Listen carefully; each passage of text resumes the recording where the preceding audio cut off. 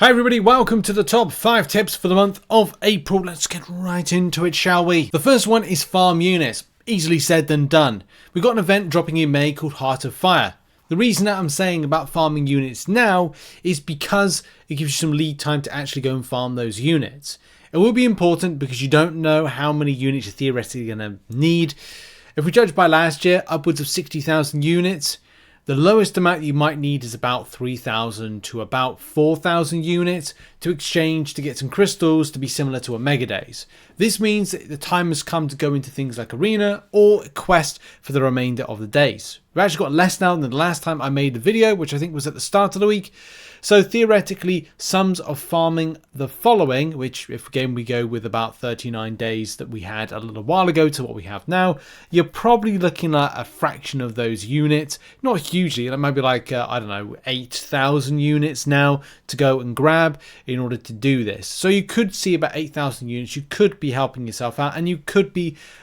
And you don't need to do Heart of Fire, but there are some specific champions in there that could be quite interesting. And the same thing would be saving your Titan Crystal Shards if you want Gallon when he drops in June into the Titan Crystal. So there's a lot of things to think about, but mainly farming units. Super daily events, do them on the daily. They're easy units to get with a minimum amount of effort.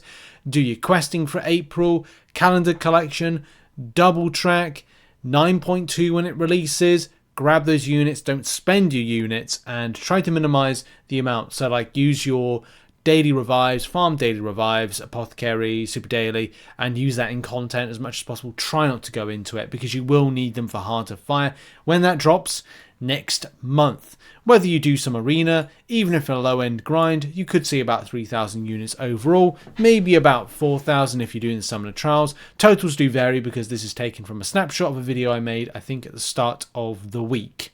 But yes, farm units, Heart of Fire is coming. Warning you now because time is ticking in order to farm those units, especially if you're non-spending, and especially if you're spending, you're considering whether or not you want to buy or not buy. Next tip is all about bounty missions and champions that are good to counter in bounty missions. There's some standout champions that are going to be helpful for you in the standard dark bounties and the elite one. So let's go over some of them that will stand out. First of all, Photon, Hercules and Bullseye. All of these champions have the same thing in common. They are very good miss counters. There are a few exceptions to that. Maybe Serpent could be added into this.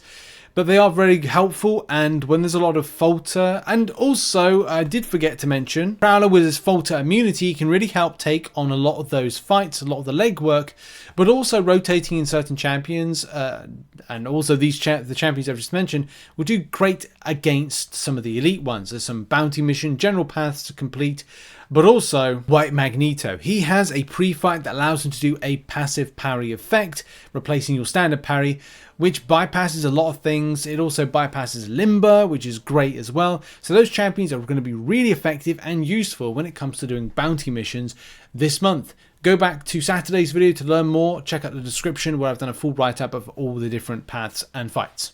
Tip number 3 is all about bounty missions themselves, or elite bounty missions. As part of your objectives, you're having to take down one of the champions, the enemy champions, with a Saga based champion. You don't have to do that specifically, and as we did in a video showcase this earlier this week, you could take down an enemy to about, I don't know, 10%, like Mangog, Adam Warlock, Strife, and Mantis, to that 10%, and finish off with a Saga based champion. If you've got a Saga champion that's going to do it pretty well, then go for it.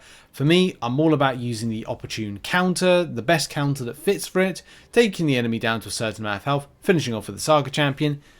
Objectives done, easy peasy.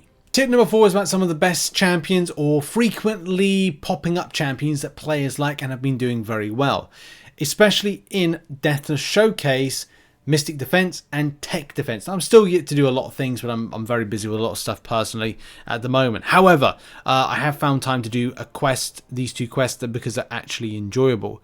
Some of the various champions you can pick for this are going to be your effective options like Silk, like Photon, like Deathless She-Hulk as part of Fear, and many others that have miss counters can be really helpful because there are a few miss-based scenarios. But also you could look to degen counters, and one champion that does stand out that's relatively cool is Spider-Ham. Spider-Ham does have that degen kind of interaction where he can basically not take any damage from degen, meaning him like an opportune counter for certain situations. Could be for that Ebony Maw fight specifically, but it depends what happens in the fight. Oh, and Kindred as well, very good for that. If we turn our attention to the tech side of things, then there's going to be auto block champions that come up quite frequently. And for this, I do recommend having in here some really strong cosmic champions. There are some others you could use, but Angela, because she auto block counters. There's also Medusa. Medusa is very good in here if you've got an awakened version, true accuracy. Also Null if you've got a Null. We've also got Gladiators, very effective in all this. I enjoyed Scream, but they're also Gamora Serpent as a miscounter, because I think miscounter is going to be very important. SP2 with Gladiator, and of course the amazing Serpent, which just helps so much with the miscountering and makes everything just 10 times more easier for this. If you're looking for survivability champions, King Groot Deathless is good. Deathless Thanos. Terex can be helpful with armor break, same with Medusa and King Groot Deathless. So there's a lot of options on there, and why you should do it and why I'm mentioning that as a quick tip is the resources. The 10% of the tier 7 basic, the 7-star shards, and the rank 4 to 5 gem. Very handy if you're looking to rank up anything, especially cosmic, and the same thing with mystic, respectively, in different fields. But it's that 10%, like, it's not available anywhere else, and especially for lower players looking to pick up something that's going to start them on their journey to get their first ever rank 4 7-star.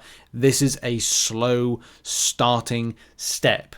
Or you could just spend a bit of money and get an offer that's worth $700,000. Funny? No, not a good joke. Something else on my agenda is doing a full guide for Saga Incursions, but I'll just go over some quick things when it comes to like some things to consider when doing this. Of course, click the button to sort by tags, put in some of the best options, the champions you're going to find more fun, to kind of tap into different things that could be very good. And there's a lot. There is a lot of things to consider with this. It's not so simple as going in just off the bat. So, and there's always a tricky one because you might be wanting to rank up some of the champions in order to benefit going in. I would also, again, stress that when you're going in for the very first time, you do have a 5-minute reset, so you can go in and be quite coy and careful as to what you're picking for this stuff and how you're starting off. You know, you can pair up stuff like a fine wine. If you've got prowess-based champions like Storm, then it might be like, okay, well, I'm going to choose Proud Degen, for example. And then when I get to the next node and I'm like, oh, buff Cornucopia. Well, Storm has buffs and Vox has buffs at the same time. Like I might scroll down and go, okay, let's try and find buff Cornucopia. Oh, I found buff Cornucopia. Pairing stuff up. If you don't get from the first set, if it's not the same type of nodes from that first one that we went to, then reset again and just check what's there. Or commit, right? It's going to be up to you who is going to be some of the best ones. Pairing up champions against certain things, if they got debuffs, you know, Iceman, Gore, Jabari, Apocalypse, Storm, Black Widow, Deadly Origin, Hitmonkey, Destroyer. Pairing up stuff. They do damaging debuffs, give them the hack that's going to do more damage with them. If you can find a way to amplify things like Power Stings, then go for the Power Sting base hacks. Okoye is doing bits in this and is doing well, and a lot of people are repping on that. As we said, Prowess and Proud Degen, Apocalypse, Storm, pair stuff up. Look at abilities. Look at what champions are available to what they can do. Armor breaks, debuffs. Not damaging debuffs, standard debuffs. Null, Medusa. And in buff Cornucopia, Vox, Hulkling, Gore, Venom, Gladiator, Adam Warlock, Colossus. Just look at what you've got the strongest rank up options and make decisions from there from what you've got. So just do that. Just kind of go here, go down to your Saga based tags and inspect your champions and go, what do they have that's good about them? Do they have bleeds? Do they have buffs? Do they have stings, power stings?